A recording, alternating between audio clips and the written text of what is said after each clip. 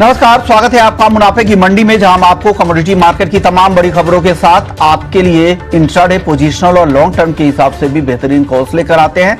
साथ ही हाजिर बाजार की खबरों के साथ देश भर के मंडियों का अपडेट भी हम आपके लिए लेकर आते हैं। आज हमारे साथ 5 मेहमान हैं। भाविक पटेल हैं ट्रेडबुल सिक्योरिटीज से, दिव्या गगलानी है एक्सिस सिक्योरिटी से, अजय केडिया हैं केडिया कमोडिटी से, और साथ ही 2 गेस्ट हमारे साथ फोन लाइन पर मौजूद होंगे। पूनम चंद गुप्ता होंगे, एनसीडीएक्स के हल्दी कमेटी के चेयरमैन हैं, उनसे हम हल्दी पर राय लेंगे, और साथ ही शुगर मार्केट का आउटलुक समझेंगे। अजीत चौगुले होंगे, एग्जीक्यूटिव डायरेक्टर हैं West Indian sugar mills association के, वो भी फोन लाइन पर आगे हमारे साथ होंगे।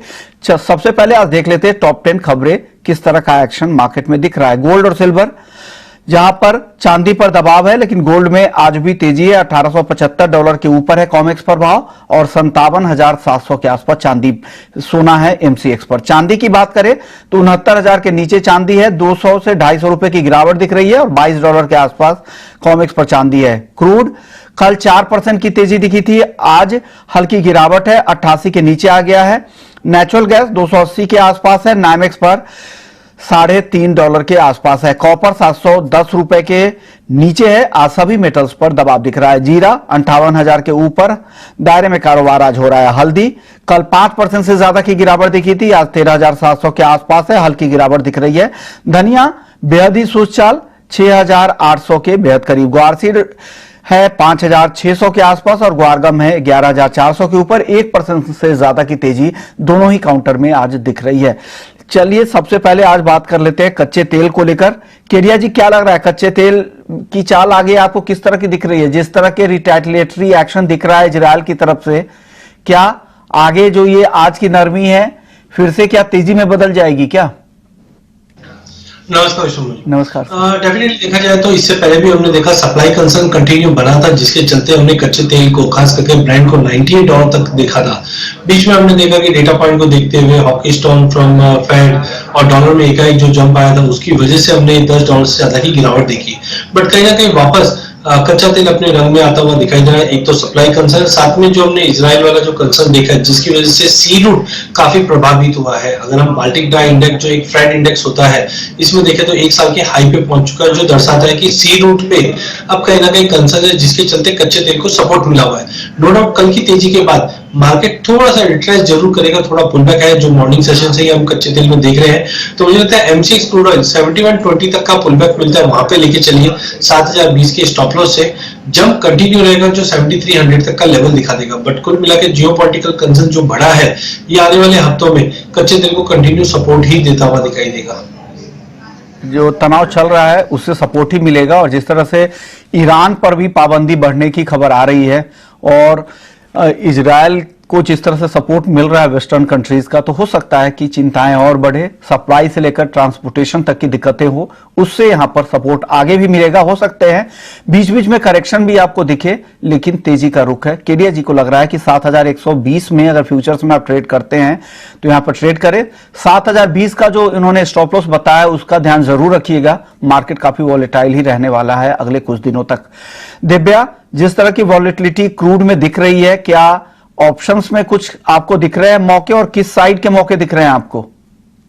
Good morning Yushman ji. Good morning. कच्चे तेल की मैं बात करूं तो हमने देखा कि कल अच्छी रैली देखने मिली। कल के सेशन में ऑलमोस्ट प्राइस जो 4% ऊपर थे। तो अभी मेन रीजन ये है कि अगर सिचुएशन और एस्केलेट होता है और ईरान और यूएसए भी इसके अंदर इन्वॉल्व होता है in a form of proxy war, तो फिर कच्चे तेल में हमें और भी उछाल आगे के देखने मिल सकती है। जैसे कि केडिया जी ने कहा कि जो सी रूट का जो कंसर्न है वहां पे, वो एक मेन रीजन है कि सप्लाई कंसर्न वहां से बढ़ सकता है अगर ईरान और यूएसए भी इन्वॉल्व होता है। तो अभी ट्रेंड जो है ओवरऑल मुझे लग रहा है कि बाय ऑन डिप्स का हमें लेके रखना चाहिए, क्योंकि एक अच्छी रिकवरी देखने मिली है लोअर लेवल से। तो कच्चा तेल जो है 7,100 का जो कॉल ऑप्शन है वो 170 के अराउंड बाई करे, स्टॉप लॉस हम 140 का रखे, और टारगेट ऊपर में 210 का मेंटेन करे। 7,100 के स्ट्राइक की कॉल खरीदने की सलाह है, 170 के आसपास 210 के टारगेट के लिए। भाविक, आपकी सलाह क्या होगी? कच्चे तेल में क्या करना चाहिए यहां से? गुड मॉर्निंग विष्णुमान जी। गुड मॉर्निंग जी, मुझे भी लग रहा है कि एटलीस्ट कच्चे तेल में हमें तेजी करनी चाहिए। देखिए, कल हमने देखा था कि जियोपॉलिटिकल कंसर्न की वजह से 4% ऊपर खुला था, और उसके बाद अभी अगर देखें तो थोड़ा साइडवेज हो रहा है। बट एमसीएक्स में आई थिंक जब तक 7,000 के नीचे नहीं जाता है तब तक मुझे लग रहा है कि ऊपर 73 से 73.50 तक जाना चाहिए।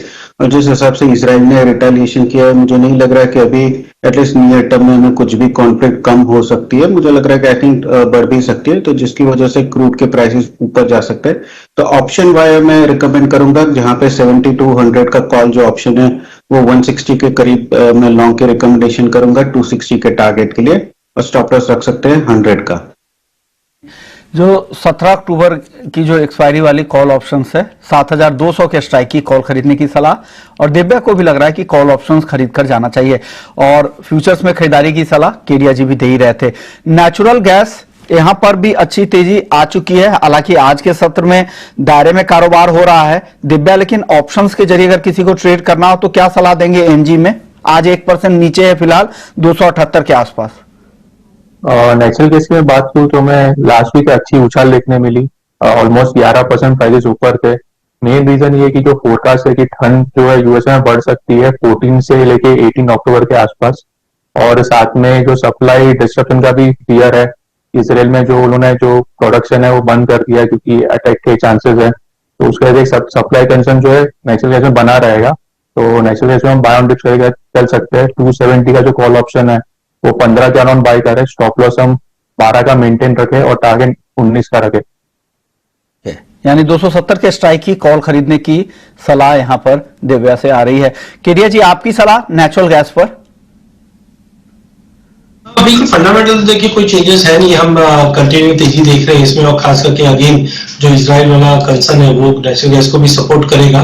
पर टाइमिंग मुझे लगता है थोड़ा सा वेट करना चाहिए, क्योंकि काफी बड़ी रैली हमने इनिशियली देख चुके हैं। तो मुझे लगता है कि टेक्निकली थोड़ा पुलबैक पॉसिबल है यहाँ से। प्राइजेस में मुझे लगता है 8-10 रुपए तक की गिरावट मिल सकती है, उसके बाद फिर ये एक बाइंग अपॉर्चुनिटी बन सकती है। तो टाइमिंग ऑप्शन के जरिए 280 का पुट लेना चाहिए 12 में, 5 का स्टॉप लॉस रखिए, 22 का टारगेट रहेगा। बट ये जो फॉल है वो टेम्पररी फॉल रहेगा आज और कल के लिए, जहां पे हम 8 से 10 रुपए की गिरावट देख रहे हैं नेचुरल गैस में। करेक्शन के बाद गोल्ड अब तेजी के मूड में आ गया है। जिस तरह से जियोपॉलिटिकल टेंशन है उससे फायदा मिल रहा है। क्या करना चाहिए केडिया जी गोल्ड में? और सिल्वर में भी बताइए, हालांकि सिल्वर आज दबाव में है। देखिए लास्ट वीक तक हमने देखा था काफी बड़ा फॉल हमने सोने और चांदी में देखा था, क्योंकि डॉलर इंडेक्स 107 के ऊपर आ चुका था। बट कहीं ना कहीं अब ये चीज असाइड होते हुए दिखाई दे रही है, जिनसे जियो पॉलिटिकल कंसर्न एराइज हुआ है। हम जानते हैं पिछले साल भी रशिया यूक्रेन का जो युद्ध हुआ था वो अब तक थमा नहीं, 1.5 साल से कंटिन्यू चल रहा है। वैसे ही अभी ये इजराइल वाला अगर कंटिन्यू एस्केलेट होता है और पार्टिसिपेशन बढ़ता है तो कहीं ना कहीं जियो पॉलिटिकल टेंशन की वजह से गोल्ड को सपोर्ट मिलता हुआ दिखाई देगा। नो डाउट कल की बड़ी रैली के बाद आज मार्केट दिन के सेशन में सुस्त रहेगा, तो थोड़ा सा वेट करना चाहिए। 57,500 के पुल बैक पे हमें दिसंबर वाला दिखता है, वहां पे हम नई पोजीशन बना के चल सकते हैं 57,250 के स्टॉप लॉस से। हायर साइड में 57,850 अभी तक 58 के ऊपर जाता हुआ दिखाई नहीं दे रहा, क्योंकि जो जियोपॉलिटिकल एंगल है वो अभी तक और ज्यादा क्लियरिटी दे नहीं रहा है। वहीं अगर चांदी की बात करें तो गोल्ड सिल्वर रेशियो में हमने शार्प फॉल देखा है, 88-50 से अब 85 के नीचे आ चुका है। और जब भी रेशियो में फॉल आता है तो चांदी आउट परफॉर्म करते हुए दिखती है। तो चांदी में भी हमने काफी बड़ी रैली देखी, 69 का लेवल छू चुका है, but we don't have a very strong reason कि 69 के ऊपर अभी की अभी क्यों जाए।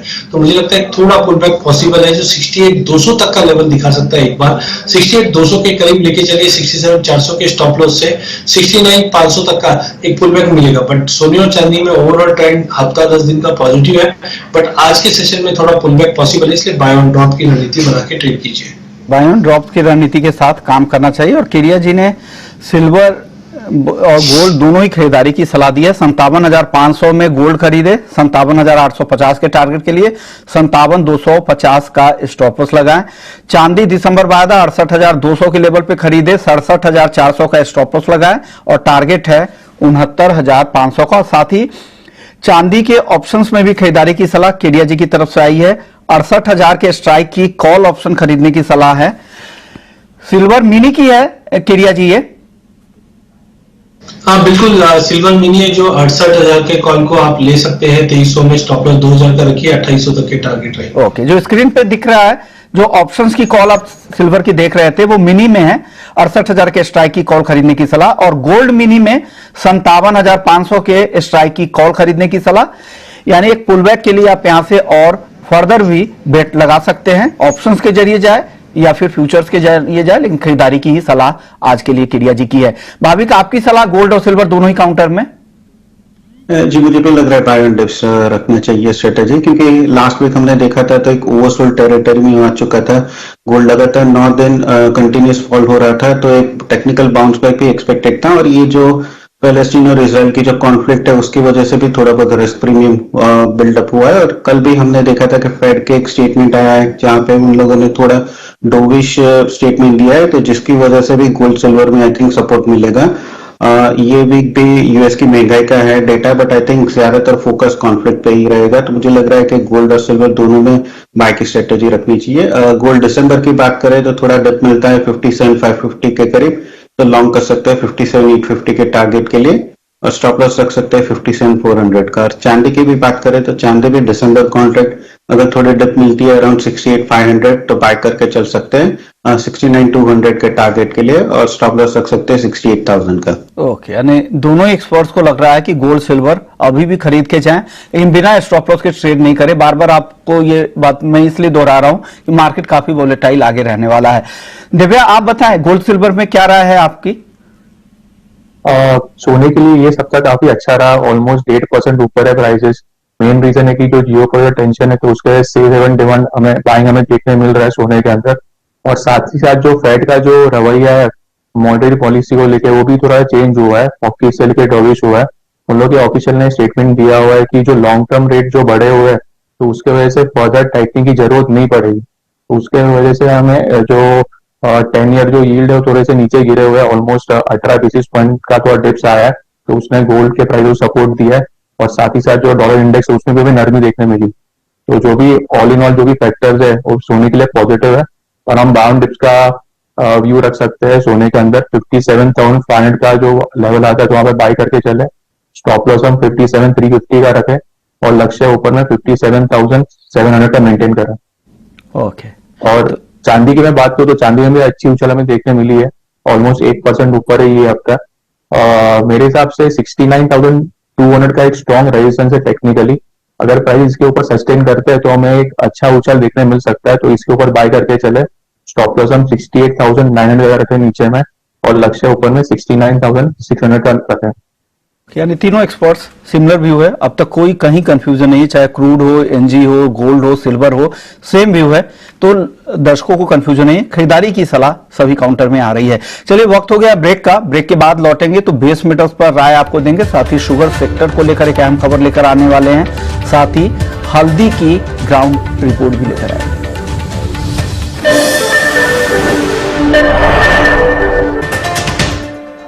ब्रेक के बाद आपका स्वागत है। बेस मेटल्स की चाल देख लेते हैं। कॉपर 707 रुपए के नीचे आधे से पौने % की गिरावट यहां है। जिंक में भी 0.5% की गिरावट 222 रुपए के करीब। एल्युमिनियम आधे % से ज्यादा नीचे 205 रुपए 40 पैसे पे।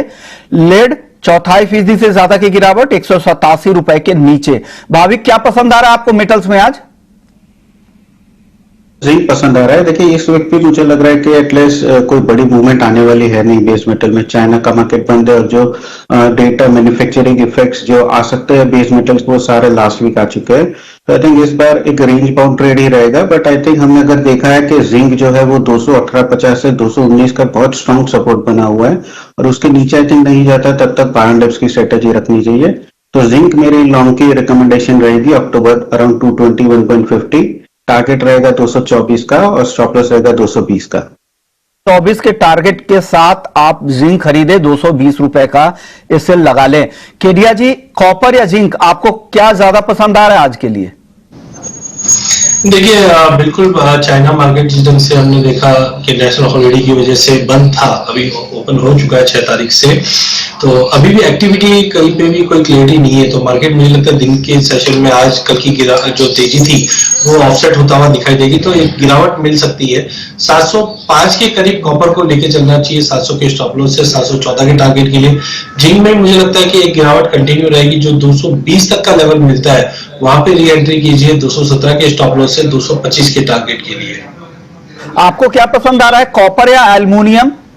दिव्या, बेस में तक की मैं बात करूँ तो मैं लोअर लेवल से अच्छी रिकवरी देखने मिली है। मेन रीजन की डॉलर इंडेक्स जो है उसमें भी नरमी आई, 107 के आसपास चल रहा था, अभी 106 के आसपास है।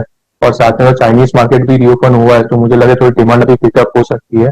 पर ऑल इन ऑल मुझे लग रहा है कि ये वीक जो है साइडवेज टू पॉजिटिव रहेगा बेस मेटल। साथ में ये वीक चाइना का जो सीपीआई डेटा है तो उसके ऊपर भी फोकस रहेगा। कॉपर जो है हम बाय ऑन डिप करके चल सकते हैं, 705 के आसपास बाय करें, स्टॉप लॉस हम 702 का रखें और लक्ष्य ऊपर में 709 का मेंटेन करें। और एल्यूमिनियम भी मुझे अच्छा दिख रहा है, 205 के आसपास बाय कर सकते हैं, स्टॉप लॉस हम 203.50 का रखें और टारगेट ऊपर में 207 का रखें।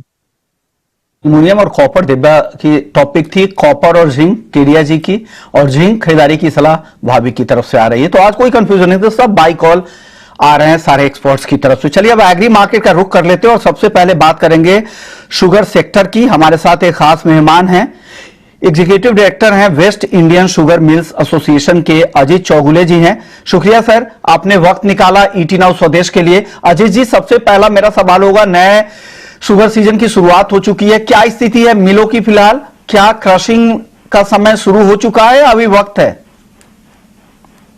जी अभी थोड़ा समय है। महाराष्ट्र में कई कई जगह तो बहुत कम बरसात हुई है, जैसे कि मराठवाड़ा रीजन है जो औरंगाबाद से लेके नांदेड़ तक, लातूर और जालना, वो वहाँ, और सेंट्रल महाराष्ट्र, मध्य महाराष्ट्र, और वैसे पश्चिम महाराष्ट्र जो चीनी का बेल्ट है गन्ने का, पुणे, सतारा, सांगली, कोल्हापुर, सोलापुर और पुणे डिस्ट्रिक्ट, वहाँ भी कम वर्षा के हिसाब से जुलाई अगस्त में कम नहीं वर्षा नहीं हुई है।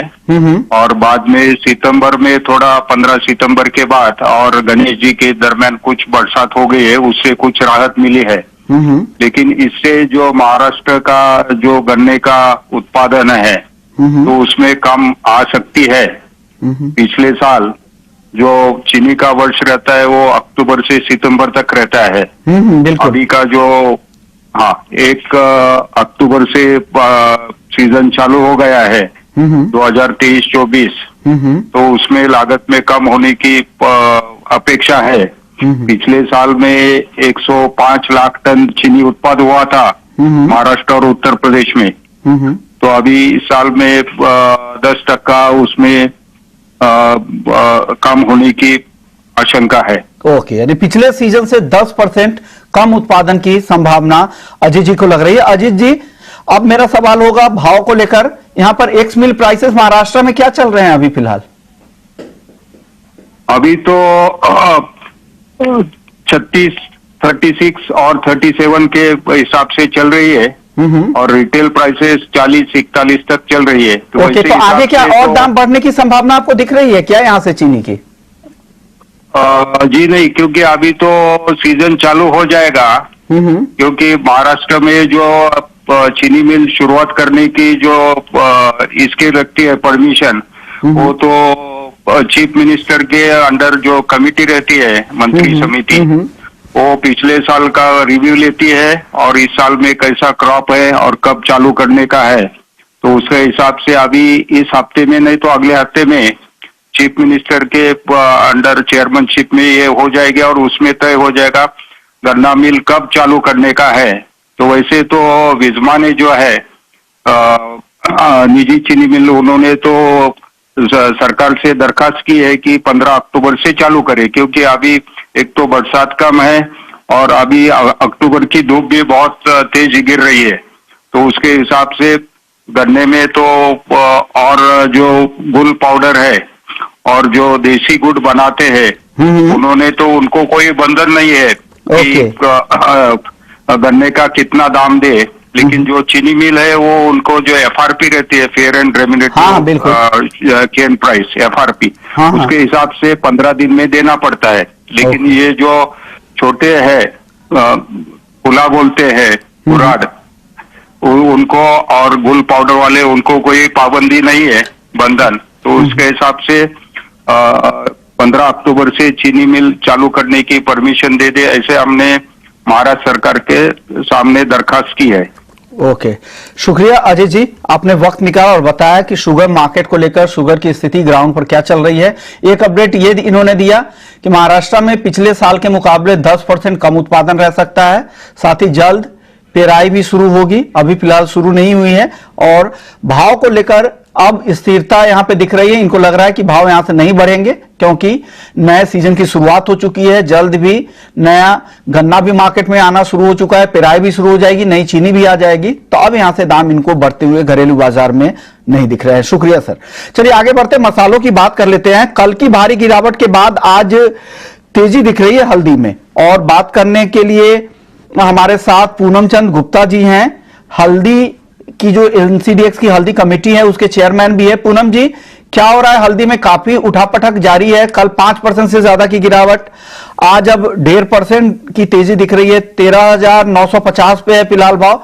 क्या लग रहा है आगे किस तरह से स्थिति बनेगी हल्दी में? अभी हल्दी की काफी असमंज चल रहा है क्योंकि भाव इतने बढ़ गए हैं कि जिनके पास नीचे भाव के काफी माल है वो बाजार भाव बेच रहे हैं। और पाइपलाइनों में जो पिछली तेजी आई थी वो इतना माल गया है, उनके आशानुकूल माल बिका नहीं है और सबके पास ऊंचे भाव का पाइपलाइन में काफी माल पड़ा हुआ है। ओके। फ्रेश बाइंग जो है, डोमेस्टिक डिमांड भी काफी कम है। दूसरी जो अपने एक्सपोर्ट की डिमांड भी है वो कम भाव में, ऊंचे भाव में वो लोग भी रुक जा रहे हैं। ओके। और सबको आशा थी कि सामने दुर्गा पूजा फेस्टिवल वगैरह की बड़ी डिमांड निकलना चाहिए, परंतु अब दुर्गा पूजा भी काफी नजदीक आ रही है और आशानुकूल डिमांड निकली नहीं है। इसलिए बाजार दिमाग में सबकी तेजी रहने के बाद भी बाजार बढ़ नहीं रहा है। 500 रुपए की तेजी मंदी रोज की चल रही है। और लगता है मेरे को और ये हफ्ता पूरा इसी टाइप का 500 रुपए कम ज्यादा में निकल जाएगा। ओके, पूरा हफ्ता 500 रुपए के रेंज में निकल जाएगा। आगे बड़ी तेजी की उम्मीद लग रही है क्या आपको हल्दी में पूनम जी? बड़ी तेजी अभी तो नहीं दिख रही है क्योंकि जो अपन ग्राहकी सोच रहे थे कि निकलना चाहिए वो डिमांड बरोबर नहीं निकल रही, सप्लाई बरोबर चल रही है। डिमांड सप्लाई को देखते हुए सप्लाई ज्यादा है, डिमांड कम है। इसको वो देखते हुए अभी जल्दी कोई बड़ी तेजी है वैसा नहीं दिख रही है। और हमारे पास भी जो मौसम चल रहा है 15 दिन से काफी अच्छा मौसम चल रहा है, उसमें जो स्टैंडिंग क्रॉप है उसमें 5-10% प्लस हो सकता है, माइनस तो नहीं होगा। तो इसके वजह से भी लोगों के दिमाग में यह है कि फसल तो किसी भी प्रकार अच्छा आना ही है, तो इससे बड़ी तेजी आना थोड़ा रुक सकता है, आएगी परंतु अभी तो रुक जाएगी। ओके, शुक्रिया पूनम जी। दो चीजें जो इनकी बातों से मुझे पता चला, एक तो ये कि इस हफ्ते 500 रुपए के रेंज में हल्दी का मार्केट रहेगा, ये ध्यान में रखिएगा। और साथ ही दूसरा इन्होंने कहा कि नियर टर्म में बड़ी तेजी की संभावना नहीं है, नई फसल आने से भी यहां पर दबाव बनेगा, तो अभी इंतजार कीजिए। शॉर्ट टर्म में इनको तेजी, बड़ी तेजी नहीं दिख रही है। केडिया जी, मसालों पर 30 सेकेंड में आपका व्यू चाहिए, तीनों ही मसालों पर।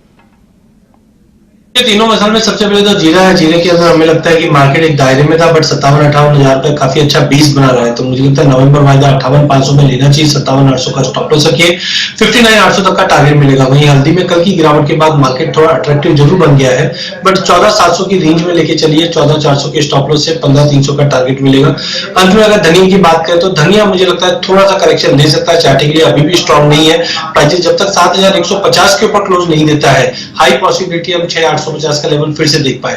तो हल्दी धनिया के अंदर मुझे लगता है कि 7,000-7,050 के करीब बेचिए, 7,150 का स्टॉप लॉस रखिए, 6,850 तक के लेवल धनिया में फिर से मिल जाएंगे। बहुत ही छोटा जवाब केडिया जी, ग्वार सीड ग्वार गम पर करंट लेवल से लेके चलना चाहिए, जहां पे गवार सीट 5820 से 5850 का लेवल दिखा सकता है। गवार गम को भी करंट लेवल से लेके चलना चाहिए, 11,650 से 11,700 तक का लेवल दिखा देगा। ओके, भाविक आपने कॉटन केक पर अपनी एक कॉल भेजी है, क्या करना चाहिए, किस तरह से यहाँ पे ट्रेडिंग करें?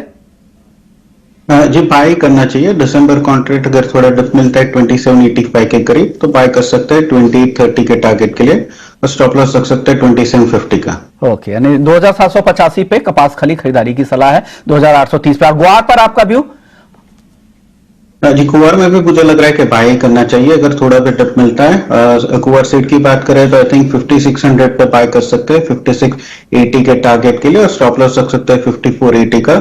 और गुआर गम की बात करें तो 11,350 पे बाय कर सकते हैं 11,600 के टारगेट के लिए, और 11,250 का स्टॉप लॉस रख सकते हैं। ओके, शुक्रिया भाविक, दिव्या और केडिया जी, आप लोगों ने वक्त निकाला, हमारे दर्शकों को राय दी।